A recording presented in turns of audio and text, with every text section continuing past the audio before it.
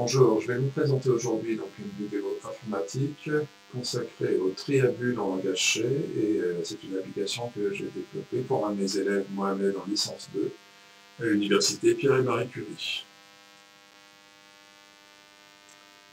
Donc, on va voir le déroulement d'un tri à bulles en décomposant les choses par plusieurs étapes. Donc, de façon tout à fait expérimentale, dans une première étape, on va distribuer une série de 5 chiffres au hasard, puis les trier manuellement pour obtenir progressivement une liste triée. Dans une deuxième étape, on va traduire en langage naturel les opérations qui viennent d'être effectuées pour obtenir une liste triée. Ensuite, dans une troisième étape, on va écrire le pseudocode qui correspond à cet algorithme. Et vous voyez comme ça les différentes strates qui mènent de l'expérience jusqu'au code en langage C. C'est dans la quatrième étape qu'on va écrire le code en langage C qui traduit cet algorithme. Donc, première étape, obtenir une série de 5 chiffres aléatoires. Donc là, voici 19, 7, 8, 6. Comment on procède manuellement pour vraiment décomposer le tri? En partant de la gauche, on s'aperçoit que 10 et 9, il faut les permuter, puisque 10 est plus grand que 9. 10 et 7 à comparer, 10 est plus grand que 7, on permute. On compare 10 et 8, toujours en faisant glisser la bulle de gauche à droite. On compare 10 et 8, on va permuter 10 et 8. Toujours la même question, le test, est-ce que 10 est plus grand que 6? Oui, donc il doit être à droite. Donc là, on vient d'effectuer un premier passage complet, et on a la série nouvelle 9, 7, 8, 6, 10.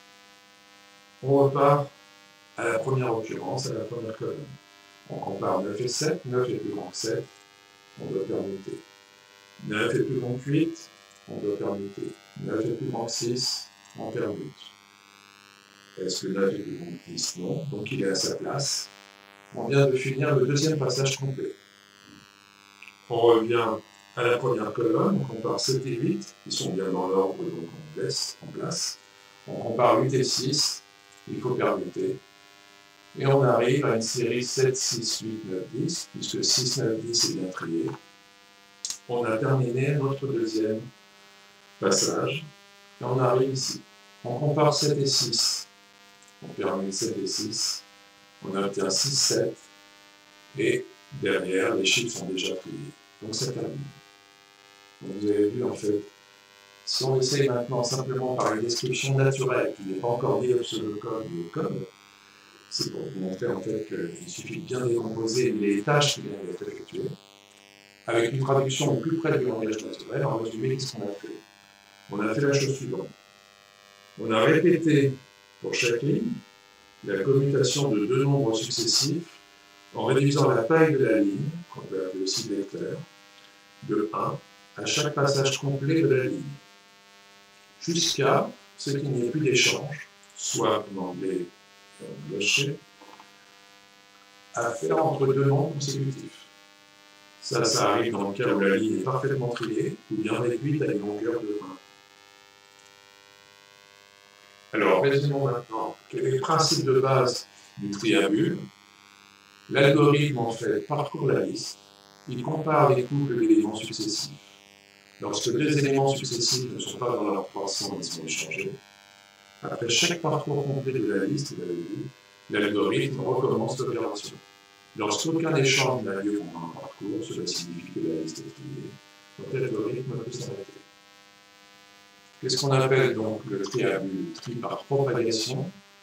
C'est un algorithme de tri qui consiste à faire remonter progressivement les plus grands éléments d'un tableau, comme les bulles d'air remontent à la surface d'un liquide. Le tri à bulles est souvent enseigné en tant qu'exemple algorithmique, car son principe est simple. On a une autre façon de résumer l'algorithme de base. Il parcourt le tableau, il compare les couples d'éléments successifs. Lorsque les éléments successifs ne sont pas dans l'ordre croissant, ils sont échangés. Après chaque parcours complet du tableau, l'algorithme recommence l'opération. Lorsqu'aucun échange n'a lieu pendant un parcours, cela signifie que le tableau est trié. On arrête alors l'algorithme. Alors voici, en se rapprochant un peu plus du code final, le pseudocode.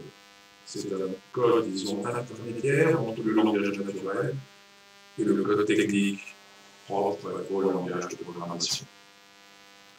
En pseudocode, on pourrait résumer les choses comme ça par une procédure, qu'on appelle la tribule, qui dépend à la fois du tableau et de l'entier correspondant à la taille de ce tableau. Donc on va répéter tant qu'il y a un échange effectué, en initialisant l'échange effectué à la fois, une boucle qui va de 0 à n-2, tant que l'élément précédent est plus grand que l'élément suivant, on échange l'élément précédent et l'élément suivant. Et on affecte la valeur vraie au booléen échange effectué. Voici finalement le code en langage C, la traduction avec toutes les étapes qui ont été décrites. On pourrait, donc là évidemment je m'adresse à des gens qui ont déjà une initiation au langage C, mais je vais quand même un peu décrire les différentes syntaxes. Donc on pourrait en tout cas résumer ce tri par une procédure, on dirait ici plutôt une fonction, qui s'appelle tribule, qui dépend du vecteur dont je parlais tout à l'heure, qui est en fait la succession des chiffres, et du tableau composé par l'ensemble des lignes issues de ces vecteurs.